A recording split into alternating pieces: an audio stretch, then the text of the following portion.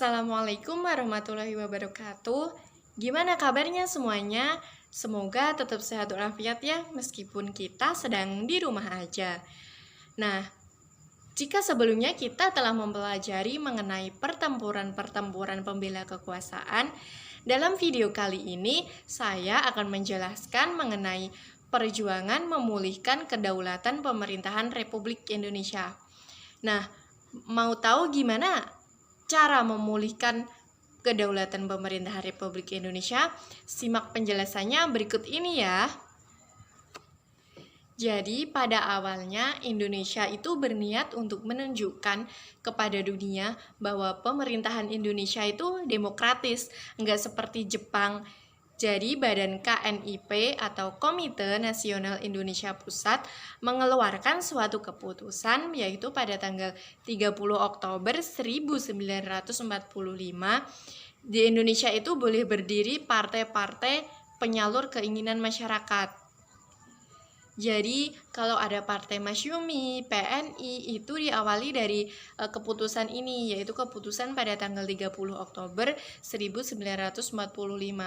Dan keputusan ini pula yang menjadi cikal bakal partai-partai di Indonesia hingga saat ini, seperti adanya PDIP, Demokrat, yang saat pemilu atau pemilihan presiden itu menjadi pengusung buat wakil-wakil rakyat itu sendiri atau kepala pemerintahan. Nah, itu berawal dari keputusan pada tanggal 30 Oktober 1945 ini.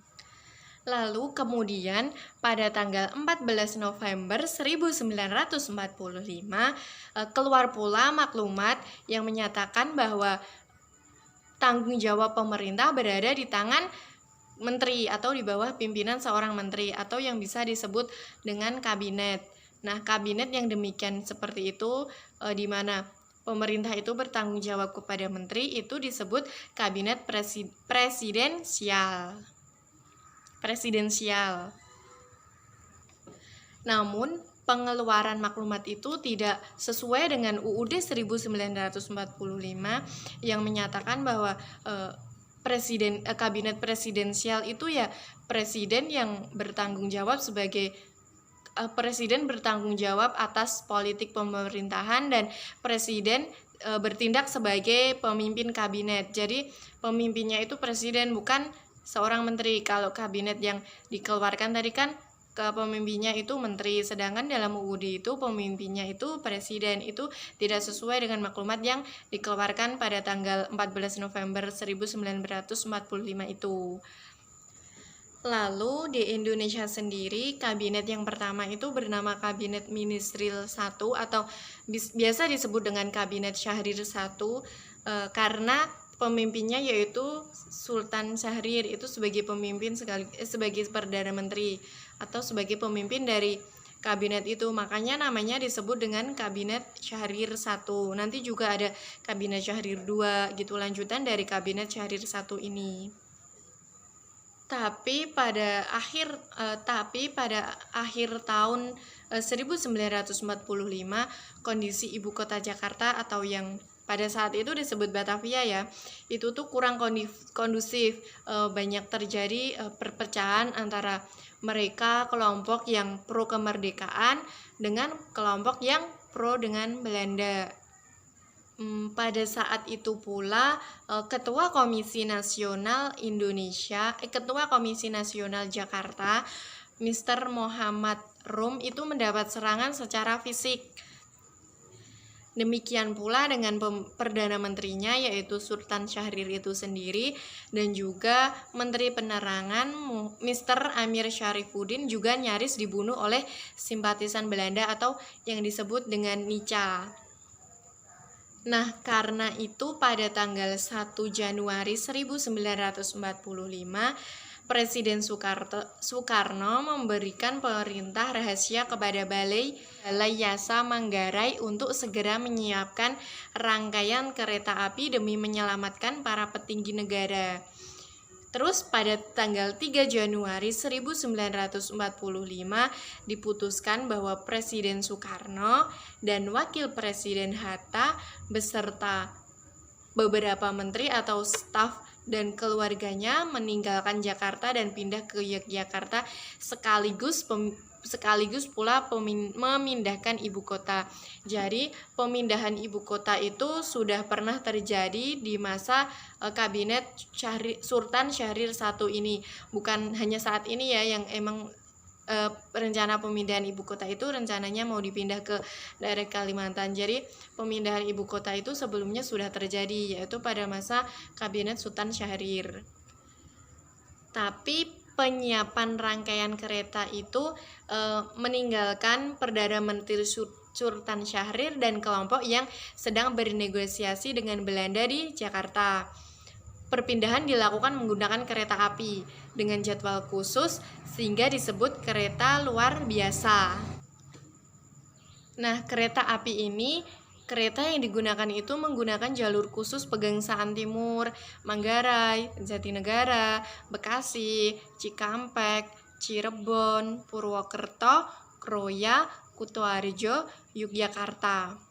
Terus setibanya di stasiun Tugu, rombongan dijemput langsung oleh Sri Sultan Hamengkubuwono IX, Sri Sultan Pakualam VIII, Panglima TKR Jenderal Sudirman, para pejabat tinggi negara yang sudah lebih dahulu di Yogyakarta dan segenap rakyat kaula Yogyakarta.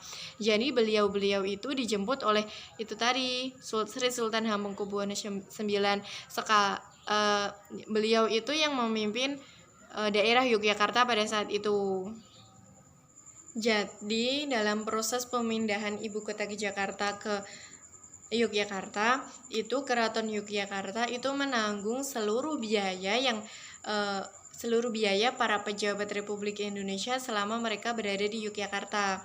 Karena pada saat itu kondisi keuangan Indonesia itu sangat buruk, bahkan kondisi kas negaranya itu kosong, nggak ada uangnya sama sekali. Nah, Keraton Yogyakarta itu mengeluarkan kas mereka diperkirakan itu sebanyak 6 juta gulden. Pada saat itu 6 juta gulden itu sangat banyak ya. Terus dengan modal itu pula, karena pembiayaan dari Keraton Yogyakarta itu, maka pemerintahan Indonesia tetap bisa melaksanakan roda pemerintahannya meskipun kondisi kas mereka sedang kosong. Lalu apa sih alasan pemindahan ibu kota Jakarta ke Yogyakarta itu sendiri? Nah, alasannya itu ada beberapa, yaitu yang pertama yaitu karena kondisi Jakarta itu dirasa sudah tidak kondusif karena adanya Belanda itu tadi. Terus alasan selanjutnya yaitu karena Sri Sultan Hamengkubuwono itu sangat mendukung pemerintahan, bahkan tanpa ragu membantu pemerintahan Indonesia itu secara finansial. Jadi karena kebaikan Sri Sultan Hamengkubuwono itu sendiri itu menjadi alasan pemindahan ibu kota Jakarta ke daerah istimewa Yogyakarta pada saat itu. Padahal waktu itu pemerintahan Indonesia itu tidak memiliki apa-apa untuk balas budi atau balas jasa ke Sri Sultan Hamengkubuwono itu. Tapi Sri Sultan Hamengkubuwono itu tetap membantu secara finansial kepada pemerintahan Republik Indonesia. Terus alasan yang kedua pemindahan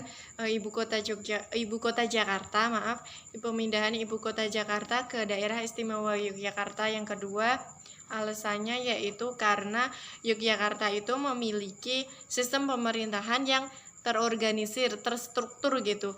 Jadi menurut Wakil Menteri Penerangan saat itu Ali Sastromijoyo yang disampaikan dalam Radio Republik Indonesia, terdapat dua alasan pemindahan ibu kota dilakukan di Yogyakarta, yaitu yang pertama adalah alasan tidak amannya kota Jakarta, dan yang kedua untuk menyempurnakan organisasi pemerintahan Republik Indonesia. Saat itu Yogyakarta telah berdiri dengan kokoh dan stabil di bawah keraton, sehingga situasi di Yogyakarta jauh lebih kondusif dibandingkan wilayah lain di Indonesia. Pada saat itu dari dulu kan Yogyakarta emang udah dipimpin oleh seorang raja ya, dan itu menjadikan pemerintahan di Yogyakarta pada saat itu tuh terstruktur, terorganisir di bawah pimpinan seorang raja itu tadi. Nah, dengan hal itu pemerintahan Republik Indonesia berharap Yogyakarta itu mampu memberi legitimasi dan kontribusi bagi pengembangan pemerintahan Republik Indonesia. Jadi memberikan arahan, memberikan masukan lah, gimana sih caranya pemerintahan Republik Indonesia itu biar bisa berkembang gitu. Seperti halnya kondisi pemerintahan di Yogyakarta yang sudah terstruktur dan terorganisir itu tadi. Selain itu, para pemimpin pusat juga melihat bahwa kondisi pemerintahan dan kepemimpinan di Yogyakarta itu sangat kuat karena merupakan kerajaan di bawah Dwi Tunggal yang kuat pula. Nah, di lain situasi dan di lain tempat pula, Sultan Syahrir berusaha mengadakan hubungan dengan Belanda. Tepatnya pada bulan April 1945 diadakan perundingan di negara Belanda, tepatnya di kota Hekkuevelu, antara wakil dari Indonesia dengan wakil dari Belanda. Tetapi dalam perundingan itu tidak menghasilkan apa-apa. Dalam hal itu, Republik Indonesia itu belum menemukan arah politik yang jelas, sekalipun partai-partai di Indonesia, partai politik seperti Masyumi, Partai Sosialis, Partai Nasional Indonesia, itu tuh telah dibentuk. Pendirian serta pandangan yang diambil sangat berbeda satu sama lain. Hal itu mengakibatkan setiap wilayah memiliki sikap tersendiri dan dalam menjaga tempat bernaungnya bangsa ini tidak bisa disebut dengan ajak gitu. Jadi tidak bisa ajak itu nggak bisa tetap gitu. Yaitu tadi dikarenakan setiap wilayah itu tuh memiliki sikap tersendiri dalam menjaga tempat bernaungnya. Terus menurut Mike Ricklefs dalam bukunya judulnya itu A Story of Modern Indonesian Science, menggambarkan situasi Indonesia pada pertengahan 1945 itu situasinya tidak menentu, terutama setelah Belanda kembali mencoba peruntungannya menguasai Indonesia. Sejumlah daerah dibuat bergolak karenanya. Sementara itu di ranah politik terjadi beberapa peristiwa penting, di antaranya pembentukan Kabinet Syahrir II, penangkapan Tan Malaka, dan peristiwa 3 daerah di Pekalongan. Nah, mengetahui keadaan yang semakin genting, Sultan Syahrir selaku Perdana Menteri saat itu terus mengusahakan perundingan dengan pihak Belanda.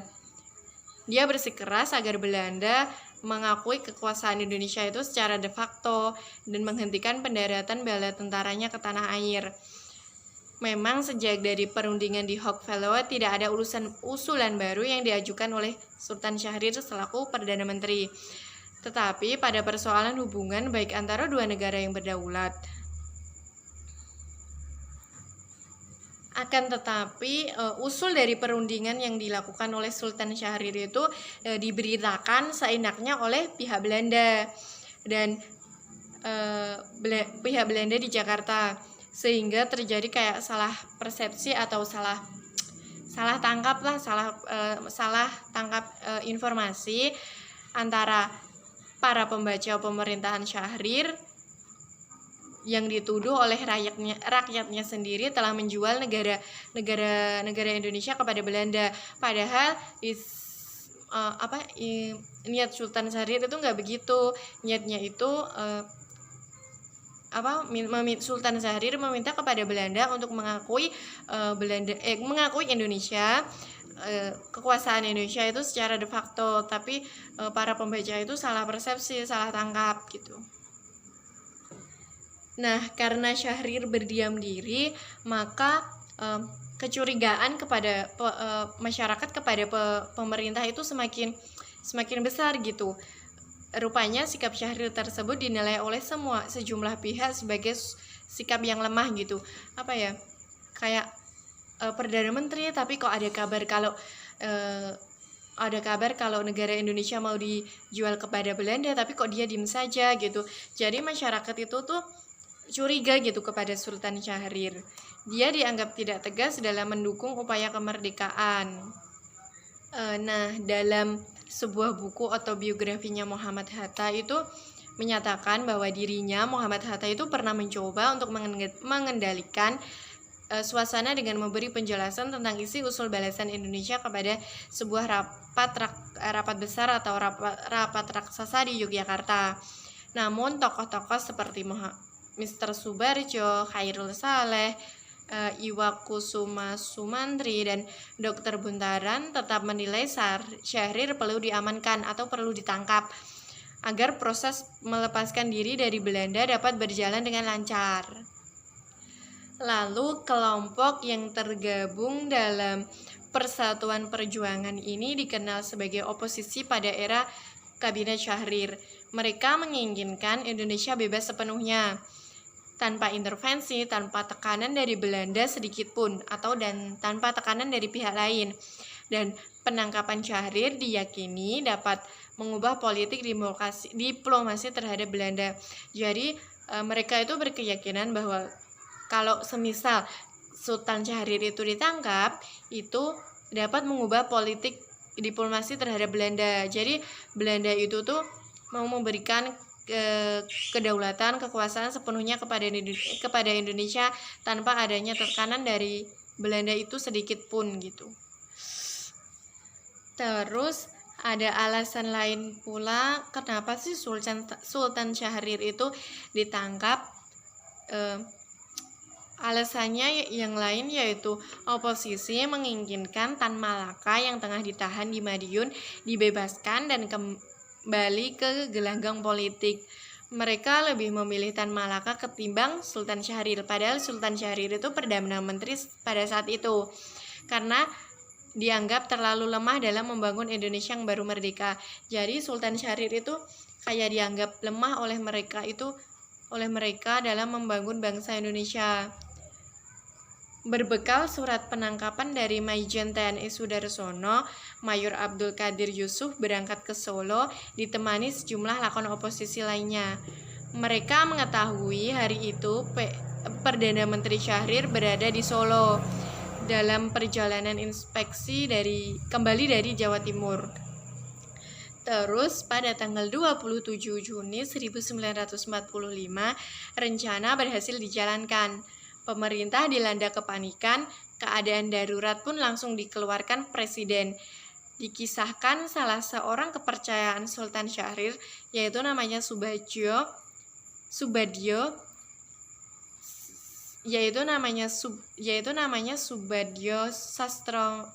Sastro Satomo. Penangkapan terjadi di Javase Bank Solo. Saat itu dirinya sedang bersama Sultan Syahrir, Menteri Dalam Negeri Dr. Sudarsono, Sumintro Jojo Hadikusumo, Maijen Sudibyo, dan Darmawan Mangunkusumo. Sultan Syahrir pada saat itu yang baru pulang dari Jawa Tengah menginap di Javase Bank, sementara Subadjo yang telah terlebih dahulu berada di Solo. Terus sekitar pukul 11 lebih 16 malam, kata Subadjo, Mayor Aka Yusuf bersama 4 orang masuk ke dalam gedung Javase Bank sambil menodongkan senjata.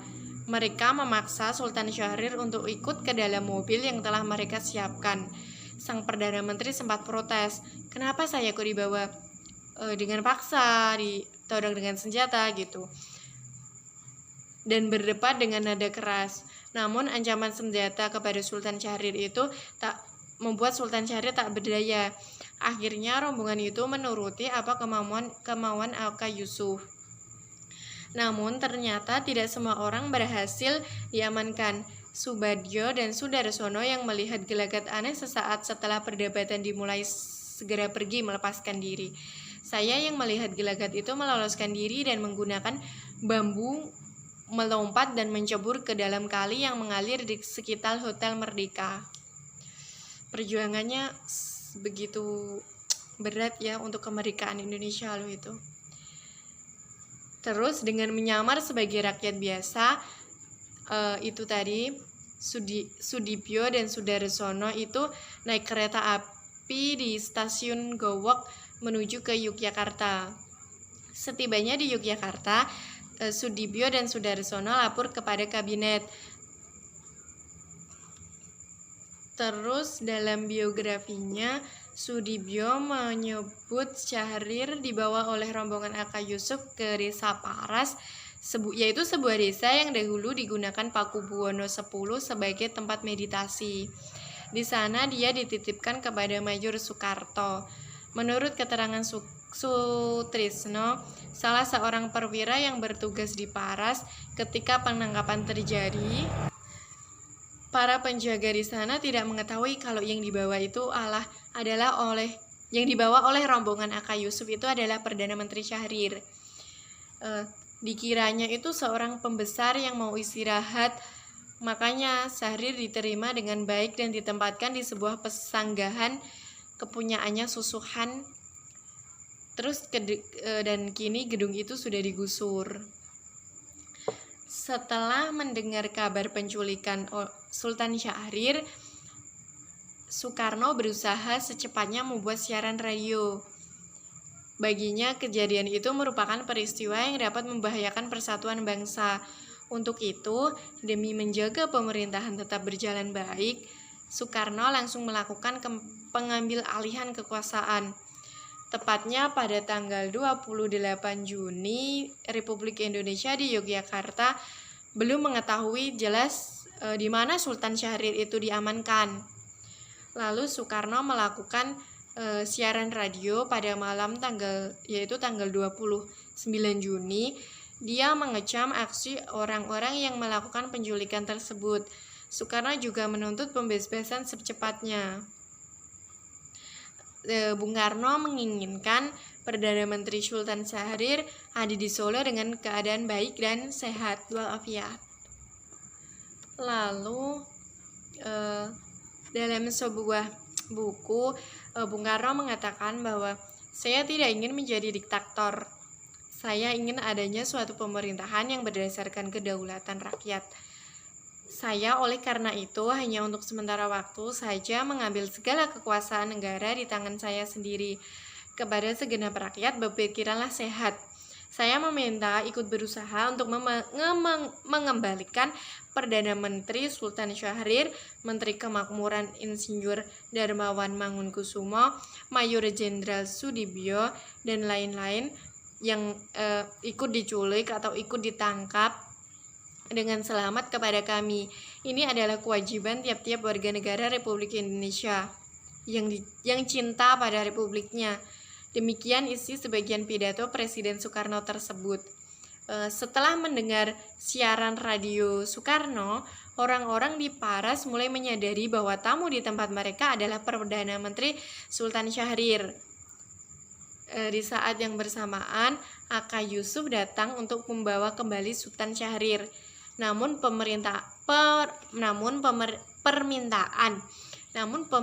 permintaan itu segera ditolak oleh para penjaga di Paras. Mereka telah mengetahui identitas Sultan Syahrir, ingin mengembalikannya sendiri. Terus terjadi pengawalan Sultan Syahrir dilakukan hingga rombongan tiba di Istana Negara di Yogyakarta pada tanggal 30 Juni dini hari. Nah, demikian penjelasan mengenai materi perjuangan memulihkan kedaulatan pemerintahan Republik Indonesia. Begitu berat ya perjuangan para pahlawan dahulu demi Indonesia merdeka gitu.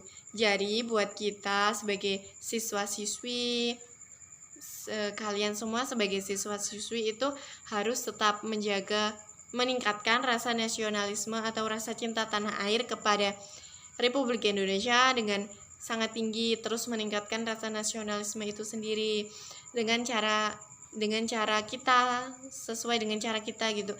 Kita sebagai siswi ya, kita meningkatkan rasa nasionalisme itu sebagaimana seorang siswi itu berusaha meningkatkan rasa nasionalisme itulah, dan terus menghargai jasa-jasa pahlawan gitu. Terima kasih, semoga bermanfaat. Kurang lebihnya mohon maaf. Wassalamualaikum warahmatullahi wabarakatuh. Terima kasih.